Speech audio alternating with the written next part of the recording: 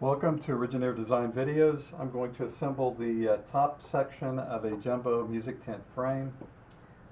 It requires you have a cross in the middle, and there'll be two small sections of tubing that go inside of the cross, and they're 1.5 inches long each.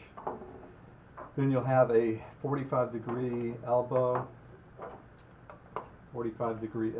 and this will go into a piece that is section C, which is 10.25 inches long, both of them, two of them, like that. And then on the side here you'll have a 90-degree elbow going into a section D, which is 6.75 inches long. These top sections, this is A. Again, just to clarify, these are 10.1/8 inch long each going into the elbow. Okay, in the next video I'll do an actual assembly of all three of these sections.